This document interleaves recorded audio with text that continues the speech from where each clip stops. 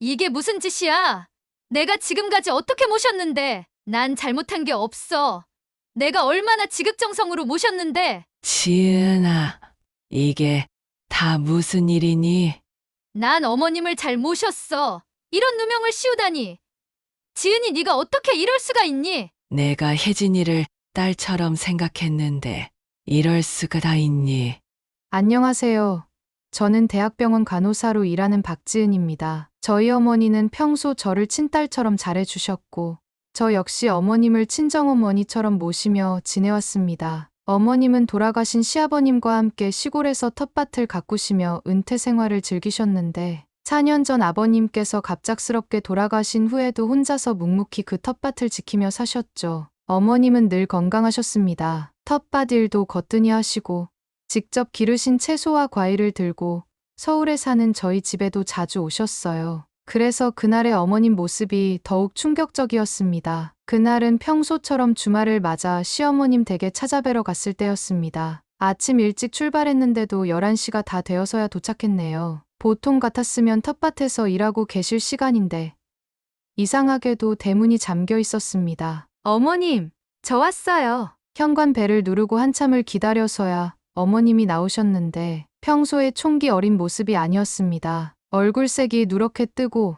기운이 없어 보이셨어요. 간호사로서 환자를 많이 봐온 저로서는 직감적으로 이상하다는 생각이 들었습니다. 지은이 왔구나. 오늘은 좀 피곤해서 쉬고 있었단다. 어머님의 말씀은 분명 자연스러웠지만 제 눈에는 뭔가 심각한 문제가 있어 보였습니다. 평소 꼼꼼하게 정돈하시던 거실은 약간 어질러져 있었고 식탁 위에는 반쯤 먹다만 죽이 놓여 있었어요. 어머님, 혹시 어디 편찮으신 데가 있으세요? 조심스럽게 여쭤보았지만 어머님은 괜찮다고만 하셨습니다. 하지만 제가 보기에는 확실히 달랐어요. 평소에는 제가 오면 텃밭에서 막 따오신 채소로 맛있는 점심을 해주시곤 했는데 이날은 그럴 기운도 없어 보이셨거든요. 화장실에 다녀오시는 어머님의 뒷모습을 보니 걸음걸이도 평소보다 불안정해 보였습니다. 게다가 얼굴이 살짝 부어있는 것 같기도 했어요. 간호사로서 이런 증상들은 심각한 질병의 초기 증상일 수도 있다는 걸 느꼈습니다. 점심시간엔 제가 간단히 음식을 준비했는데 어머님은 반찬을 거의 드시지 못하셨어요. 평소 입맛이 좋으시던 분이 이러시니 더욱 걱정이 되더군요. 어머님, 저희 병원에서 종합검진을 받아보시는 건 어떠세요? 안색이 많이 안 좋아 보여요. 조심스럽게 말씀드렸더니 어머님은 손사래를 치셨습니다. 아이고, 나는 괜찮아. 나이 들면 다 이런 거지. 하지만 제 직감은 점점 더 강하게 뭔가 잘못되어 가고 있다고 말하고 있었습니다. 퇴근 후에도 어머님 생각이 자꾸 났고 다음 날 아침 일찍 남편에게 상황을 설명했죠. 여보, 어머님이 많이 안 좋아 보이세요. 제가 보기에는 꼭 검진을 받으셔야 할 것 같아요. 다행히 남편도 제 말에 적극 동의했고 우리는 형님들에게도 연락을 돌렸습니다. 첫째 형님은 즉시 걱정스러워하시며 어머님을 설득해보겠다고 하셨고 둘째 형님도 어서 모시고 가자며 말하셨죠. 며칠 뒤 저희는 어머님을 모시고 제가 근무하는 대학병원에 왔습니다. 첫째 형님도 둘째 형님도 바쁜 와중에 시간을 내어 동행해 주셨죠. 둘째 형님은 평소에도 어머님 건강을 가장 걱정하시던 분이라 이날도 어머님 옆에서 꼭 붙어 다니시며 살뜰히 챙기셨습니다. 종합검진은 아침 일찍부터 시작되었습니다. 피검사,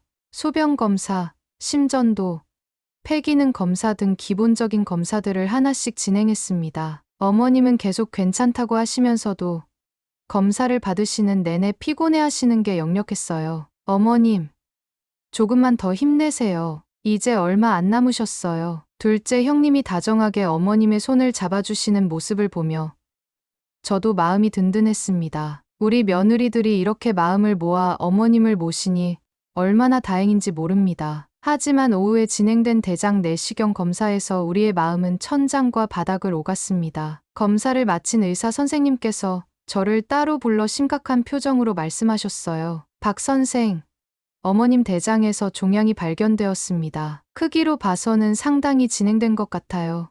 조직 검사를 해봐야 정확히 알 수 있겠지만 암일 가능성이 매우 높습니다. 그 순간 제 다리에 힘이 빠졌습니다. 늘 건강하시던 우리 어머님께서 암이라니요. 하지만 간호사로서의 경험이 저를 붙잡아 주었습니다. 지금은 감정적이 될 때가 아니었어요. 조직검사 결과가 나오기까지 이틀이 걸렸습니다. 그 이틀 동안 저는 밤마다 잠을 이루지 못했어요. 첫째 형님도, 둘째 형님도 계속 연락하시며 결과를 기다리셨죠. 마침내 결과가 나왔고 우려대로였습니다. 이기 대장암이었어요. 어머님께 이 사실을 알려드리는 건 제게 주어진 가장 힘든 임무였습니다. 진료실에서 교수님의 설명을 들으시는 어머님의 눈가에 맺히는 눈물을 보며 저도 마음이 무너졌습니다. 어머님, 걱정 마세요. 이기면 충분히 치료가 가능하세요. 제가 간호사로 일하면서 이런 케이스 정말 많이 봤어요. 다들 잘 나으셨어요. 제 말에 어머님은 애써 미소를 지으셨습니다. 하지만 그날 저녁,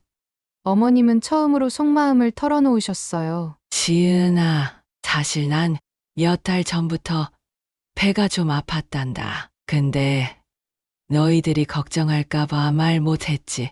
내가 너무 늦게 검사 받은 걸까? 어머님의 그 말씀에 제 마음이 찢어지는 것 같았습니다. 늘 자식들 걱정만 하시는 어머님께서 이런 큰 병을 혼자 안고 계셨다니. 저는 어머님을 꼭 안아드리며 말씀드렸습니다. 어머님, 절대 늦지 않으셨어요. 이제부터 시작이에요. 꼭 이겨내실 거예요. 그날 이후 치료 계획이 빠르게 진행되었습니다. 교수님은 최대한 빨리 수술을 하고 이어서 항암 치료를 진행하자고 하셨어요. 모든 가족이 합심해서 어머님을 돕기로 했습니다. 첫째 형님은 급히 휴가를 내고 병원 수속을 도와주셨고, 둘째 형님은 어머님의 병간호를 자청하셨죠. 어머님은 입원을 앞두고 자꾸 텃밭 걱정을 하셨습니다. 저기 고구마 순이 한창인데 배추도 심어야 하는데.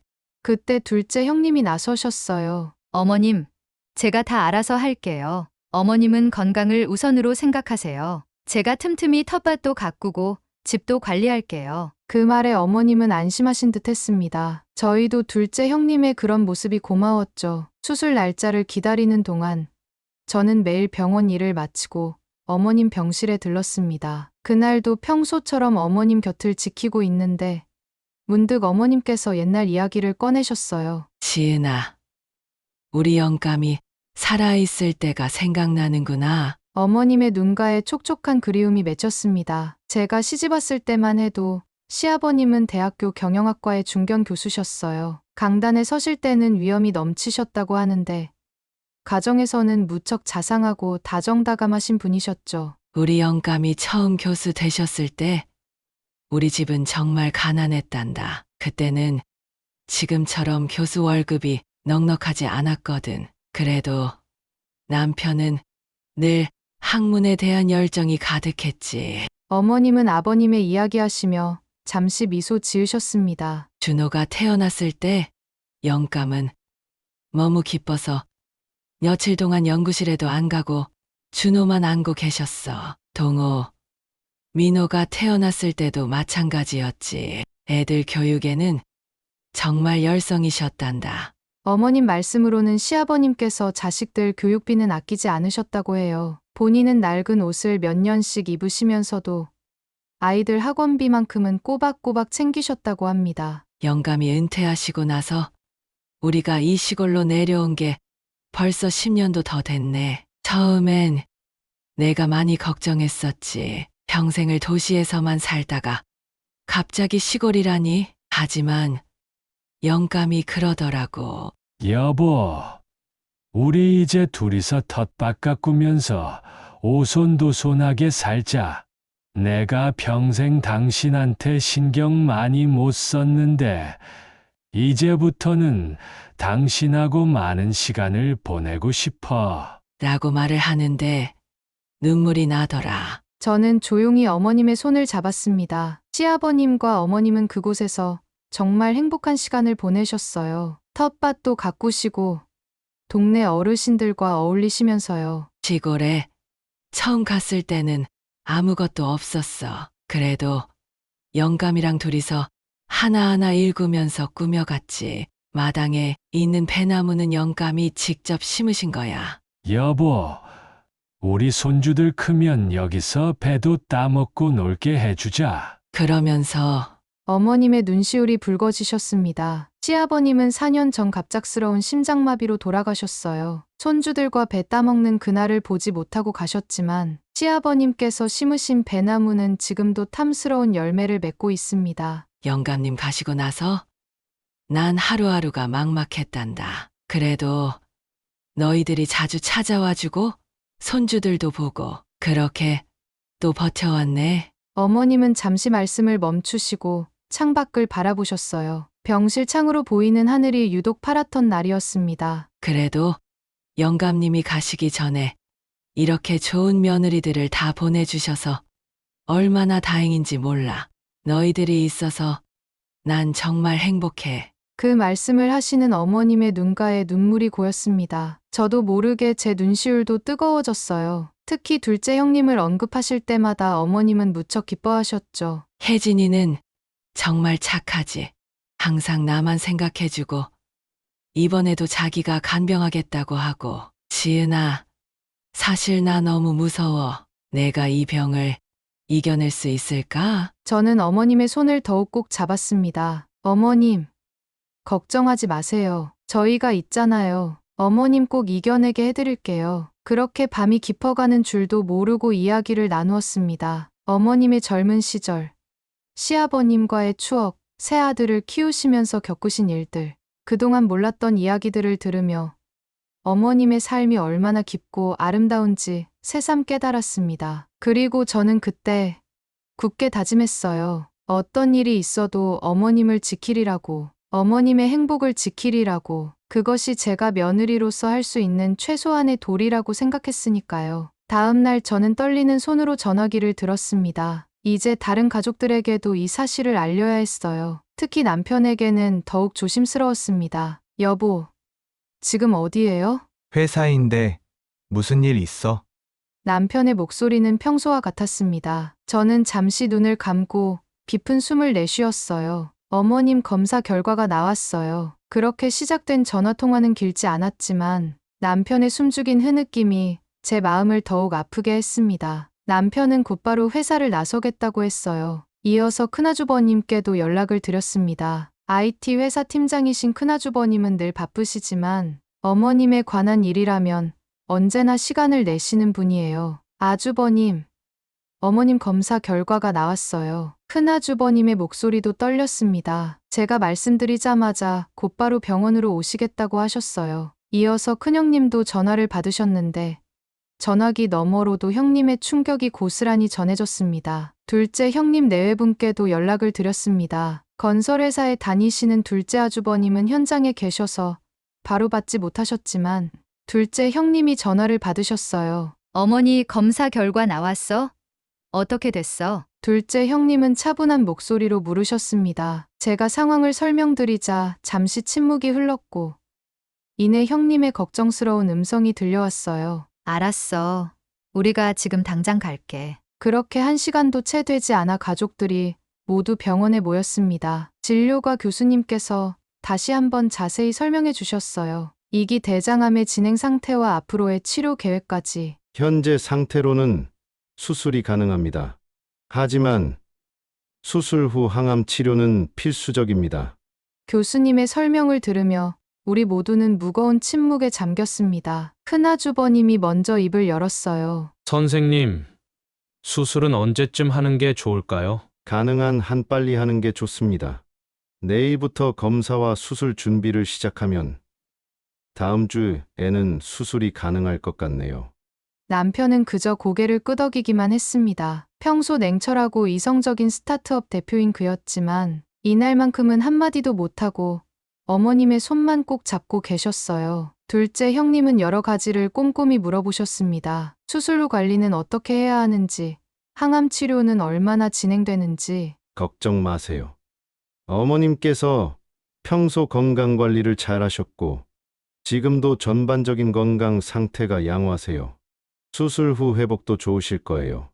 의사 선생님의 위로에 우리 모두 안도의 한숨을 내쉬었습니다. 그날 밤 가족들은 오랜만에 다 같이 병실에 모여 있었습니다. 평소라면 각자의 일로 바빠서 이렇게 모이기 힘들었을 텐데 어머님의 병환 때문에 이렇게라도 모이게 되니 다행이라 생각했습니다. 우리는 앞으로의 치료 계획과 간병 문제를 상의했습니다. 모두가 자신의 역할을 찾아 나섰고 특히 둘째 형님은 적극적으로 나서셨죠. 저는 그 모습이 그저 고맙기만 했습니다. 수술 날짜가 잡힌 후 우리는 더욱 바빠졌습니다. 어머님의 입원 준비부터 수술 전 검사까지 해야 할 일이 정말 많았어요. 간호사인 제가 검사 일정을 조율하고 첫째 형님은 행정적인 절차들을 도맡아 하셨죠. 둘째 형님은 어머님의 식사와 옷까지 생활용품들을 꼼꼼하게 챙기셨어요. 제가 일하는 병원이다 보니 퇴근 후에도 어머님 병실에 들를 수 있었습니다. 그러다 보니 자연스럽게 어머님의 일상적인 변화도 눈에 들어왔죠. 어머님은 점점 더 기운이 없어 보이셨고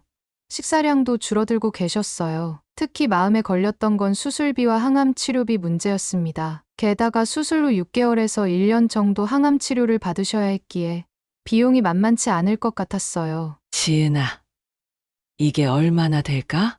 어머님께서 걱정스러운 얼굴로 물으셨습니다. 어머님, 걱정하지 마세요. 저희가 다 알아서 할게요. 그렇게 말씀드리긴 했지만 저희도 속으로는 걱정이 이만저만이 아니었습니다. 내가 전업주부니까 시간적 여유가 있잖아. 어머님 수발은 내가 전담할게. 둘째 형님의 말씀에 우리 모두 고마워했습니다. 특히 어머님은 둘째 며느리의 그런 모습에 눈물을 글썽이시며 좋아하셨어요. 의사 선생님께서는 수술 전날 마지막 회진을 오셔서 자세한 설명을 해주셨습니다. 수술은 4시간 정도 걸릴 예정이었고 수술 후에는 중환자실에서 이틀 정도 경과를 지켜보신 뒤 일반 병실로 옮기실 수 있다고 하셨어요. 의사 선생님의 설명을 들으며 둘째 형님이 유독 귀를 기울이시는 게 보였어요. 수술 전날 밤, 우리는 어머님 곁에서 밤늦게까지 이야기를 나눴습니다. 어머님은 내일 있을 수술보다도 텃밭 걱정을 더 많이 하셨어요. 이제 한참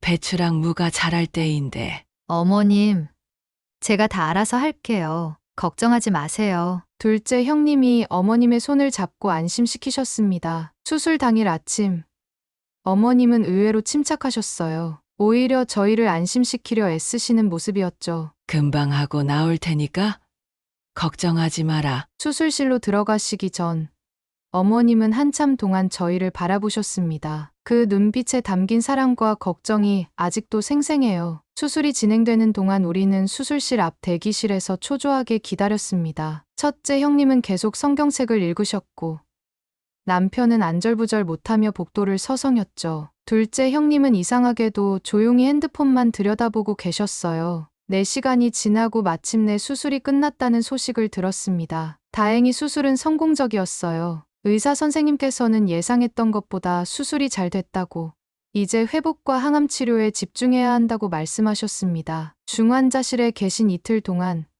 우리는 제한된 면회 시간을 최대한 활용했습니다. 어머님은 마취에서 깨어나신 후에도 많이 힘들어하셨지만 그래도 저희를 알아보시고 눈빛으로 대화를 나누셨죠. 그리고 드디어 일반 병실로 옮기시게 되었을 때 둘째 형님이 먼저 나서셨습니다. 내가 어머님 병간호를 하면서 이것저것 살펴볼게요. 작은 동서는 일도 해야 하고 큰형님은 학교에 가셔야 하니까요. 어머님의 수술이 무사히 끝나고 병실에서 회복 중이시던 어느 날이었습니다. 남편이 갑자기 시골집에 다녀오겠다고 했어요. 아버님의 서재를 정리하고 싶다고 했죠. 평소 꼼꼼한 성격이긴 했지만 IT 업계에서 일하다 보니 서류 정리 같은 건 영 관심이 없던 남편이었는데 이상하게도 그날은 꼭 정리해야 할 것 같다고 하면서 다녀오겠다며 가더라고요. 남편이 돌아온 건 해가 저물 무렵이었어요. 평소와는 다르게 얼굴이 상기되어 있었고 무언가 들뜬 것 같았습니다. 여보,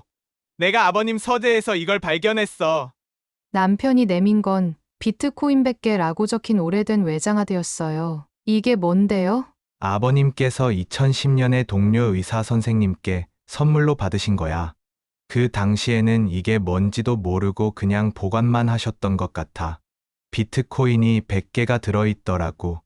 순간 저는 말문이 막혔습니다. 2010년이면 비트코인이 막 등장했을 때였죠. 지금 시세로 계산하면 어마어마한 금액이 될 터였습니다. 남편은 혼자 가겠다고 고집을 부린 이유를 설명했습니다. 전날 아버님이 꿈에 나타나셨고 서재 한쪽을 가리키셨다고, 그리고 손가락을 입술에 가져다 대며 조용히 하라는 제스처까지 하셨다고 했습니다. 그렇게 남편은 아버님 서재로 갔고 서재의 아버님 유품을 뒤적이다 비트코인이 든 외장하드를 찾게 되었다고 합니다. 남편은 바로 비트코인을 현금화하는 작업을 시작했습니다. 과정은 생각보다 복잡했어요. 10년도 더 된 외장하드에서 지갑을 복구하고 거래소에 등록하고 남편은 며칠 밤을 새워가며 작업했죠. 마침내 모든 게 끝났을 때 최종 금액은 약 70억 원이었습니다. 그리고 어머님께 바로 알리고 어머니 명의의 통장을 하나 더 개설하여 전달해뒀습니다. 아무래도 아버님이 꿈에서 조용히 하라고 했던 이유가 있었던 것 같았기 때문입니다. 이게 대체 뭐니?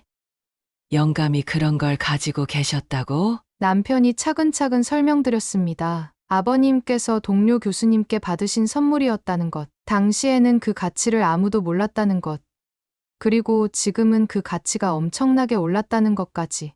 그럼 이제 치료비 걱정은 안 해도 되는 거니? 어머님의 눈시울이 붉어지셨습니다. 늘 자식들 걱정하시던 어머님께서 이제야 당신의 치료에만 전념하실 수 있게 된 거죠. 어머니, 이제 건강만 생각하세요. 나머지는 저희가 다 알아서 할게요.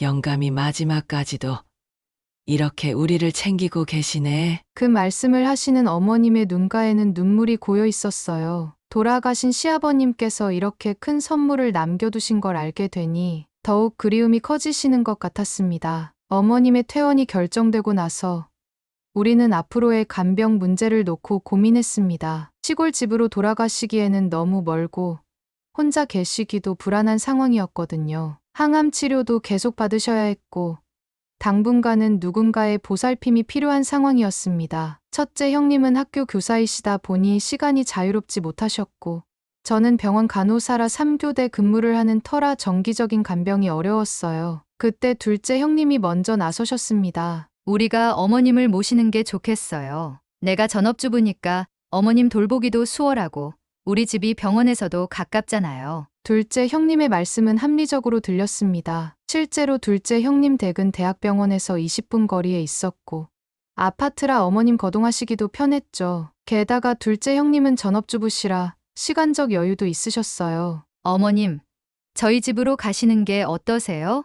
제가 잘 모실게요. 둘째 형님의 제안에 어머님도 흔쾌히 동의하셨습니다. 그동안 병간호하면서 보여주신 둘째 형님의 정성을 보셨기 때문일 거예요. 혜진이가 그렇게 해준다니 고맙지.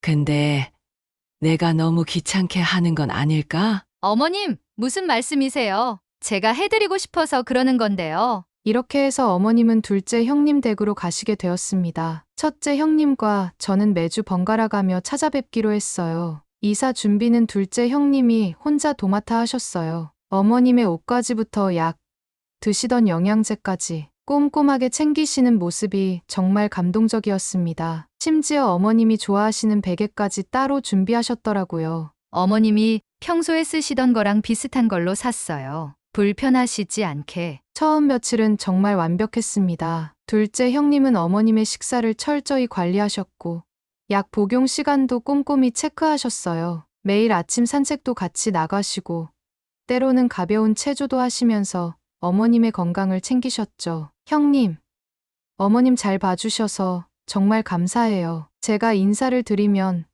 둘째 형님은 항상 웃으며 대답하셨어요. 당연한 일을 했을 뿐이야. 어머님이 편하게 계시게 하는 게 며느리 된 도리지. 하지만 시간이 지날수록 저는 왠지 모를 불안감을 느꼈습니다. 둘째 형님이 너무 완벽하게 어머님을 통제하시려 하는 것 같았거든요. 심지어 우리가 방문하는 시간까지도 정해두시려 했어요. 어머님이 피곤하시니까 시간은 미리 얘기해주면 좋겠어. 그리고 어머님과 단둘이 있을 때면 자주 뭔가를 속삭이듯 이야기를 나누시는 것 같았어요. 어머님은 그럴 때마다 불편해 보이셨지만 저희에게는 아무 말씀도 않으셨습니다. 큰아주버님도 이런 상황을 눈여겨보고 계신 것 같았어요. 어느 날은 저를 따로 불러 조심스레 물으셨습니다. 지은아, 혹시 어머님 좀 이상해 보이지 않니?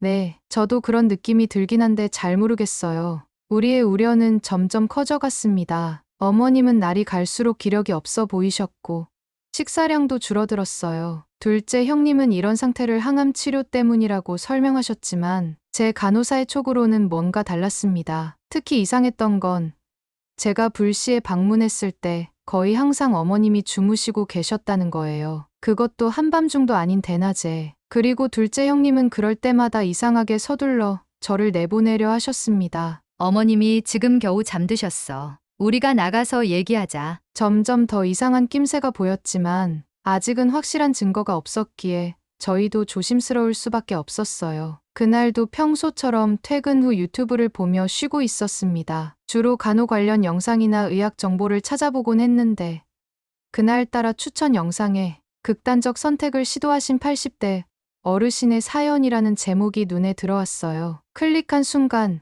제 심장이 멎는 것 같았습니다. 영상 속 내용이 우리 어머님 경우와 너무나 비슷했거든요. 수면제를 먹여 의식을 잃게 한 뒤 재산을 빼돌리려 했다는 내용이었습니다. 그것도 가족에 의해서. 여보, 이것 좀 봐요.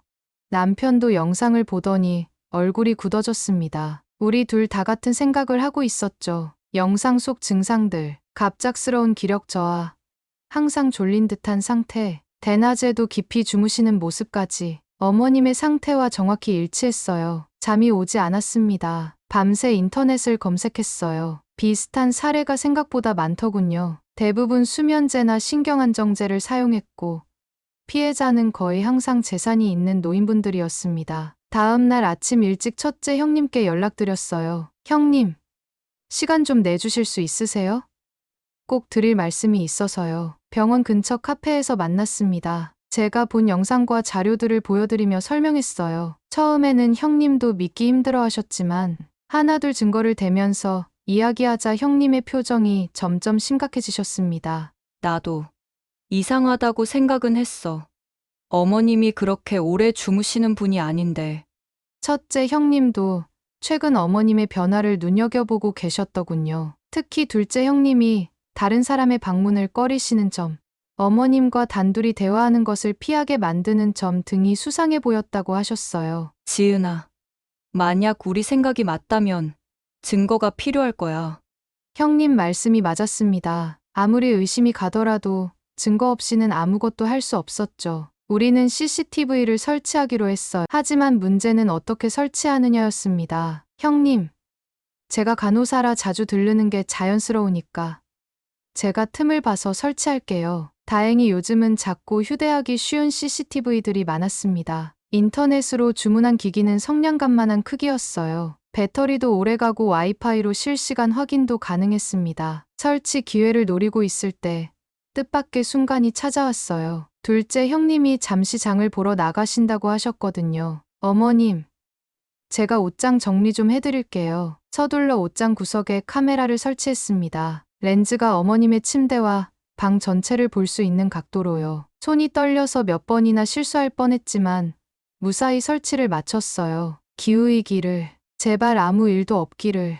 그날 밤, 첫째 형님과 저는 휴대폰으로 CCTV 화면을 지켜봤습니다. 처음에는 평소와 다름없어 보였어요. 하지만 저녁 식사 시간, 둘째 형님이 어머님께 약을 드리는 장면이 보였습니다. 수상한 알약이 하나 더 있었어요. 그리고 그 약을 드시고 난 후 어머님은 깊은 잠에 빠지셨습니다. 형님, 이거 녹화되고 있는 거 맞죠? 다 녹화되고 있어. 우리의 불안이 현실이 되어가고 있었습니다. 하지만 아직은 더 지켜봐야 했어요. 결정적인 증거가 필요했으니까요. 그리고 그 증거는 생각보다 빨리 찾아왔습니다. CCTV를 설치하고 이틀 되는 날이었습니다. 그날도 평소처럼 퇴근 후 첫째 형님과 함께 화면을 지켜보고 있었어요. 저녁 8시경.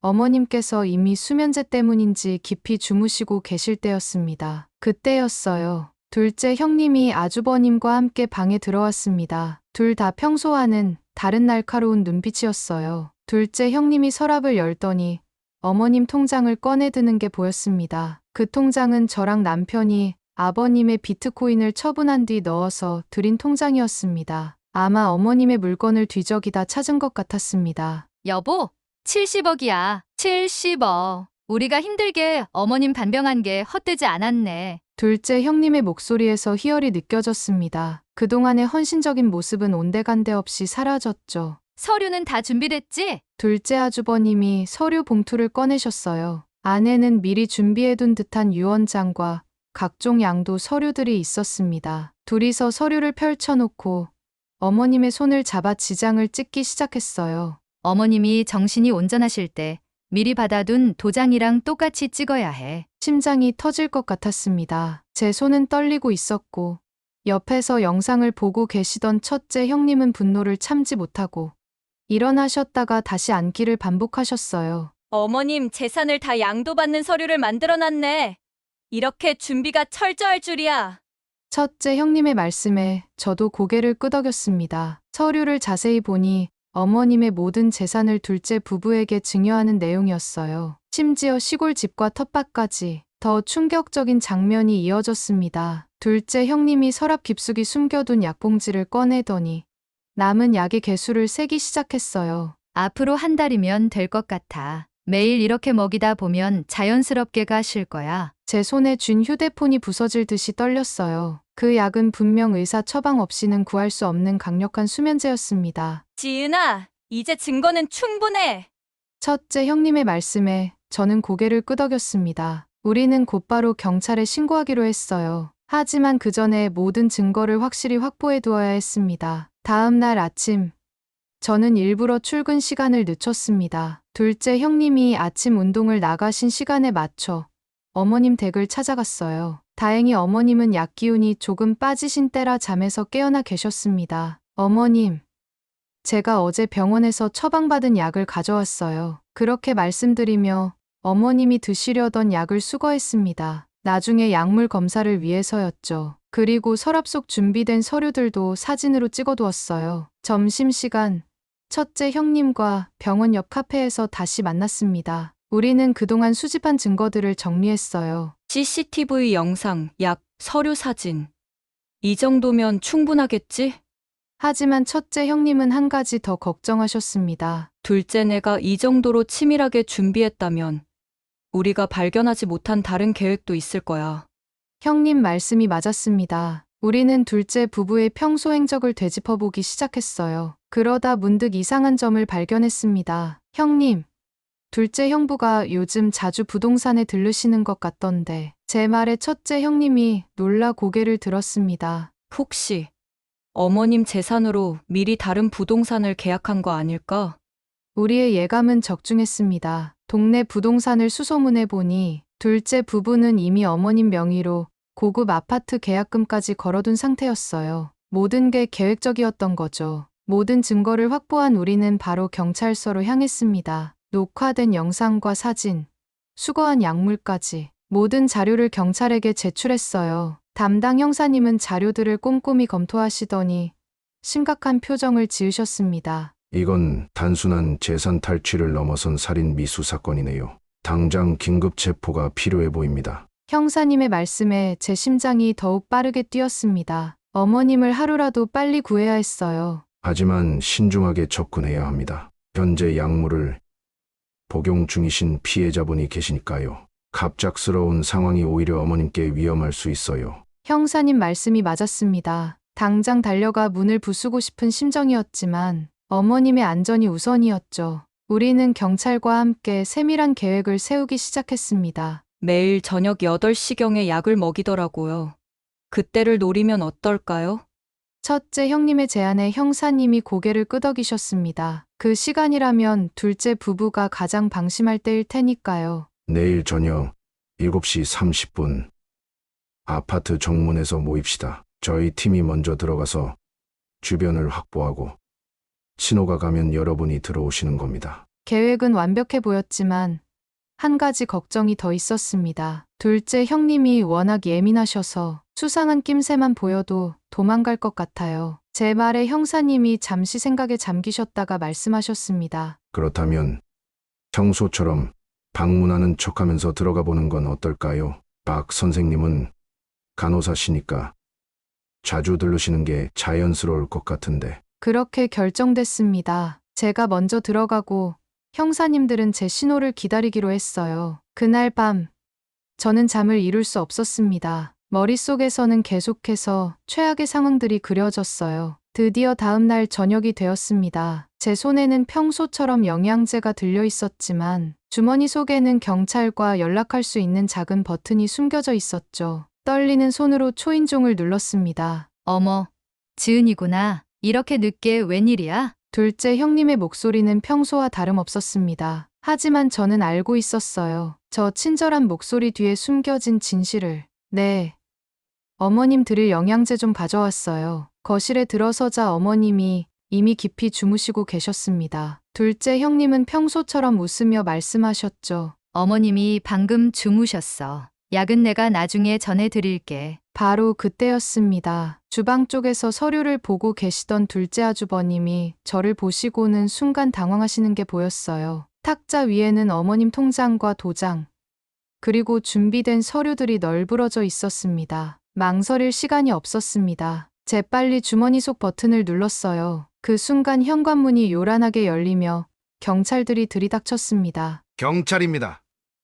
모두 제자리에 계십시오. 둘째 형님은 순간 하얗게 질리셨고 둘째 아주버님은 서류를 움켜쥐고 도망가려 하셨죠. 하지만 이미 모든 출구는 경찰에 의해 봉쇄된 뒤였습니다. 그때 소란에 놀라 어머님이 깨어나셨어요. 여기가 어디? 어머님의 목소리가 힘없이 새어나왔습니다. 약물 기운 때문에 아직도 몽롱해 보이셨어요. 어머님, 이제 괜찮으세요. 제가 모시고 갈게요. 어머님을 부축해 일으키는데 갑자기 둘째 형님이 달려들었습니다. 이게 무슨 짓이야?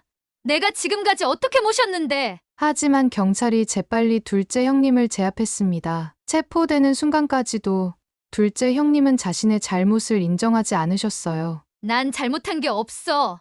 내가 얼마나 지극정성으로 모셨는데. 둘째 부부가 연행되는 동안 저는 어머님을 안고 울었습니다. 그동안 저희도 모르는 사이에 어머님이 얼마나 힘드셨을지 생각하니 가슴이 미어졌어요. 지은아, 이게 다 무슨 일이니? 어머님의 음성에 저는 더욱 꽉 안아드렸습니다. 어머님, 이제 다 끝났어요. 저희가 모실게요. 이제 아무도 어머님을 해치지 못해요. 어머님을 구출한 그날 밤, 저희는 바로 병원으로 향했습니다. 수면제의 영향으로 어머님의 의식이 몽롱한 상태였기에 응급실에서 즉시 해독 치료를 시작했어요. 담당의 선생님은 어머님의 상태를 보시고는 한숨을 내쉬셨습니다. 장기간 수면제를 과다 복용하셨네요. 신장 기능이 많이 약해진 상태입니다. 당분간 집중 치료가 필요해요. 그 말을 듣는 순간 저희 모두 눈물이 왈칵 쏟아졌습니다. 어머님께서 그동안 얼마나 고통스러우셨을지, 항암 치료도 힘드셨을 텐데 이런 끔찍한 일까지 겪으시다니. 그날 밤 병원 근처 카페에 모여 긴 회의를 했습니다. 큰아주버님, 남편, 첫째 형님과 저, 이제 남은 가족들이 머리를 맞대고 앞으로의 계획을 세웠어요. 일단 항암 치료부터 다시 제대로 시작해야 해요. 그동안 둘째 형님이 제대로 치료도 안 하셨을 테니까요. 제 말에 모두가 고개를 끄덕였습니다. 병원 기록을 살펴보니 둘째 형님은 어머님의 항암 치료 일정을 자주 어기신 것으로 드러났어요. 의도적으로 어머님의 건강을 해치신 거죠. 경찰 조사도 본격적으로 시작되었습니다. 수사가 진행될수록 더 충격적인 사실들이 드러났어요. 둘째 부부는 이미 어머님 명의로 고급 아파트 계약을 해둔 상태였고 해외 도피 계획까지 세워두고 있었다는 사실이 밝혀졌습니다. 검찰은 살인 미수, 사기, 횡령 등 무거운 죄목으로 기소했어요. 재판이 시작되고 둘째 형님은 끝까지 뻔뻔한 태도를 보이셨습니다. 난 어머님을 잘 모셨어. 이런 누명을 씌우다니. 지은이 네가 어떻게 이럴 수가 있니? 하지만 증거는 명백했습니다. CCTV 영상, 처방전 없이 구입한 수면제, 위조된 서류들, 모든 것이 둘째 부부의 범행을 입증했어요. 결국 둘째 형님은 징역 8년, 둘째 아주버님은 징역 6년을 선고받으셨습니다. 그리고 가장 중요한 재산 문제도 해결해야 했어요. 다행히 둘째 부부가 어머님 명의로 계약한 부동산은 계약금만 걸어둔 상태여서 취소할 수 있었습니다. 어머님의 통장과 도장도 모두 되찾았고 둘째 부부가 임의로 작성한 증여 계약서도 무효가 되었어요. 이제 어머님을 어떻게 모실까요? 첫째 형님의 물음에 저희는 잠시 생각에 잠겼습니다. 그때 남편이 조심스레 입을 열었어요. 우리가 좀 더 큰 집을 구해서 어머님과 함께 살면 어떨까요? 형네 집도 정리하고 우리 집도 정리해서 돈을 합쳐서 좀 더 큰 집에 다 같이 살죠. 그렇게 새로운 계획이 세워졌습니다. 우리 부부와 첫째 형님 내외분이 함께 어머님을 모시기로 했어요. 각자의 집을 팔고 대출도 받아서 넓은 전원주택을 구입했습니다. 하지만 무엇보다 중요한 건 어머님의 마음을 치유하는 일이었어요. 둘째 며느리의 배신으로 크게 상처받으신 어머님은 한동안 많이 힘들어하셨습니다. 내가 혜진이를 딸처럼 생각했는데 이럴 수가 다 있니? 어머님의 그 말씀에 저희 모두의 마음이 찢어지는 것 같았습니다. 하지만 시간이 지나면서 어머님은 조금씩 안정을 찾아가셨어요. 특히 손주들을 볼 때면 환하게 웃으시곤 했죠. 너희가 있어서 정말 다행이다. 어머님의 그 말씀에 저는 또다시 눈물이 났습니다. 어머님을 지키지 못했다는 죄책감이 여전히 마음 한구석에 남아 있었거든요. 어머님, 제가 더 일찍 알아채지 못해서 죄송해요. 아니야. 네가 아니었으면 난 진작에 이 세상에 없었을 게다. 어머님의 말씀에 저는 어머님을 꼭 안아드렸습니다. 이제는 제가 어머님을 꼭 지키리라고, 다시는 이런 일이 없도록 하리라고 마음속으로 다짐했어요. 넓은 전원주택을 구하는 일은 생각보다 쉽지 않았습니다. 첫째 형님 내외분과 저희 부부가 함께 살기에 충분히 넓으면서도 어머님의 건강을 위해 공기 좋고 조용한 곳을 찾아야 했거든요. 무엇보다 병원과 너무 멀지 않아야 했고요. 한 달 넘게 부동산을 다니다가 드디어 적당한 집을 찾았습니다. 경기도 교외의 조용한 마을, 주변에는 산과 들이 있고 텃밭도 딸린 2층 집이었어요. 특히 마음에 든 건 커다란 감나무가 있는 마당이었습니다. 어머님께서 시골집 배나무처럼 손주들과 함께 가꾸실 수 있을 것 같았거든요. 이사 준비를 하면서 저희는 특별히 신경 쓴 게 있었어요. 바로 어머님의 방이었죠. 햇빛이 가장 잘 드는 1층 안방을 어머님 방으로 정했고, 어머님이 좋아하시는 색으로 도배도 새로 했습니다. 시골집에서 가져온 가구들도 정성스레 닦아 배치했고요. 어머님, 이제 여기가 우리 새 집이에요. 어떠세요? 처음 집을 보러 오신 어머님의 눈가에 촉촉한 기운이 맺혔습니다. 이런 좋은 집에서 다 같이 산다니. 이게 꿈이니? 어머님은 집 안구석구석을 둘러보시더니 마당에 나가 한참을 서 계셨어요. 봄바람에 하늘거리는 감나무 잎을 보시면서 무슨 생각을 하시는 걸까? 아마도 아버님과 함께 하셨던 시골집이 생각나셨나 봅니다. 이사는 봄이 시작될 무렵에 했습니다. 어머님의 항암 치료가 거의 끝나갈 때쯤이었죠. 놀랍게도 어머님은 항암 치료 기간 내내 무척 강인하셨어요. 이제는 둘째 형님의 방해도 없이 제대로 된 치료를 받으실 수 있었거든요. 새 집에서의 생활이 시작되면서 어머님은 점점 더 건강을 되찾으셨습니다. 특히 텃밭 일을 다시 시작하시면서부터는 날이 갈수록 생기가 돌아오시는 게 눈에 보였어요. 지은아, 우리 상추랑 쑥갓은 좀 어때? 잘 자라고 있지?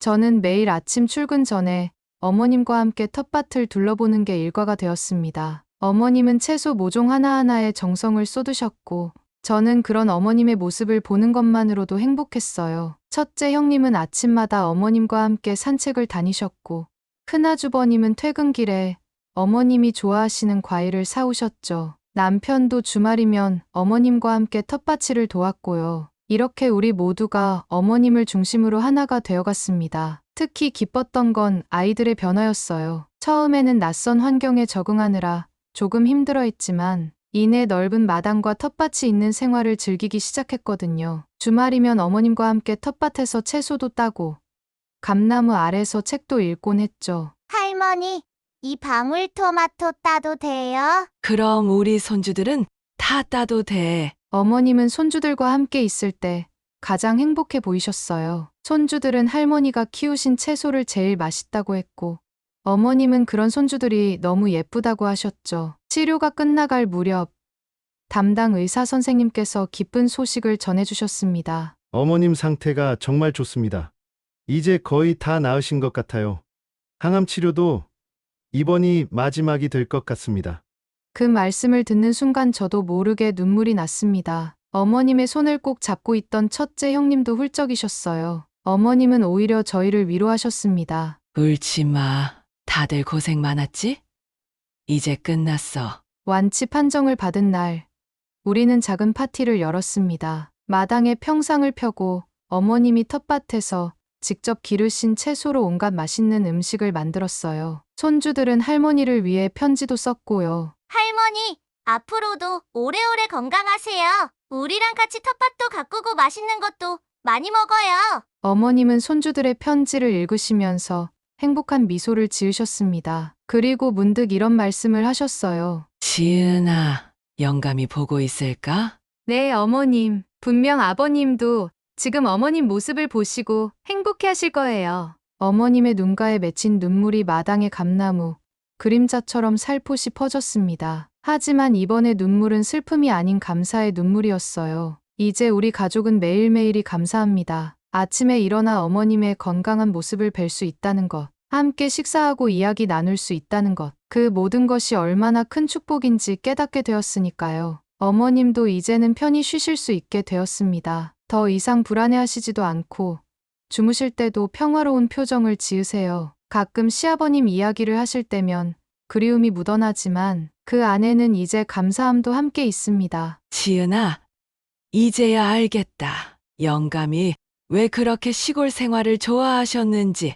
이렇게 가족들이랑 함께 있으니 이게 바로 천국이구나. 저는 매일 밤 감사 기도를 드립니다. 어머님을 지켜낼 수 있게 해주셔서, 이렇게 다시 한 가족이 될 수 있게 해주셔서, 그리고 무엇보다 어머님의 행복한 미소를 다시 볼 수 있게 해주셔서, 이제 우리 가족의 새로운 이야기가 시작됩니다. 감나무 아래서 피어나는 봄꽃처럼, 텃밭에서 자라나는 새싹처럼, 우리는 함께 자라나고 있습니다. 서로를 더 깊이 이해하고, 더 따뜻하게 사랑하면서요. 매일 아침, 어머님은 텃밭으로 가는 길에 이렇게 말씀하십니다. 오늘도 참 좋은 날이구나. 그렇습니다. 어머님과 함께하는 모든 날이 우리에게는 좋은 날입니다. 힘든 시기를 이겨내신 어머님께 응원의 마음을 댓글로 전해주세요. 속마음 라디오 구독과 좋아요로 더 많은 분들과 이 감동을 나눌 수 있습니다. 2025년 을사년, 우리 모두 부자 되시고